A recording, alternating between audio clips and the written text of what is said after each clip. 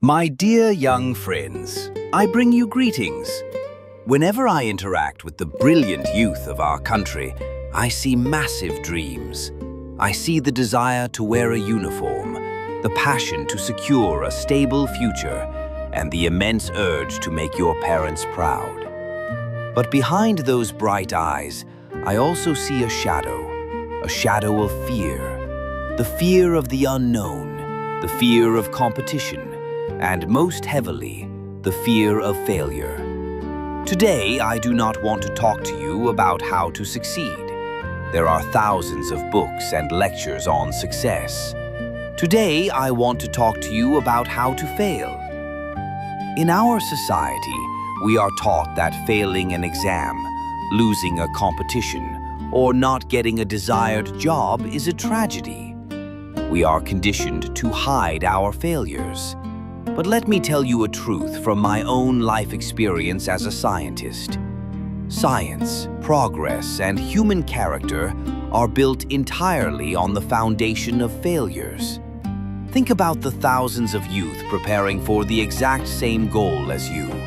The competition in our country is immense. The syllabus is vast, and the seats are few. You study for months.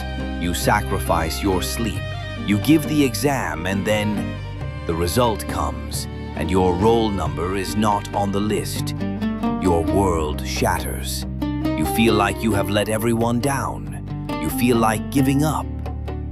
When you face such a moment, I want you to remember a profound lesson I learned from my great mentor, Professor Satish Dhawan.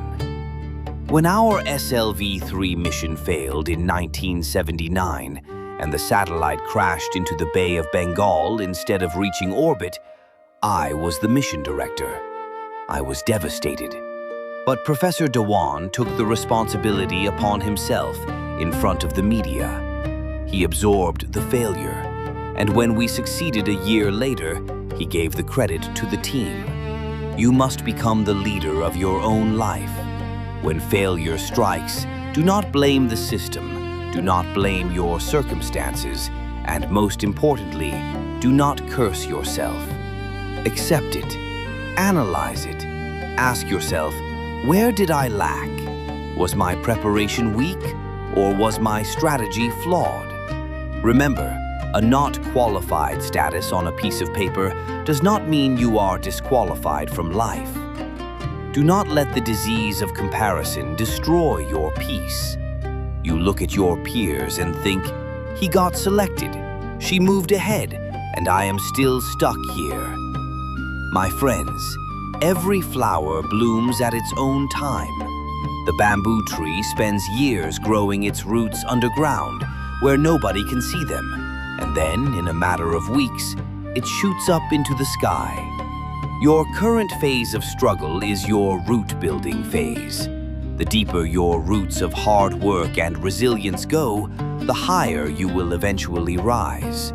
I urge you to develop a magnificent quality, the courage to restart, to wake up the morning after a defeat, to dust off your books, to look in the mirror and say, I will try again, but this time with more experience and better strategy. That requires true bravery. That is the mark of an ignited mind. Never surrender to your circumstances. God has equipped you with a mind that can overcome any obstacle. Take a deep breath.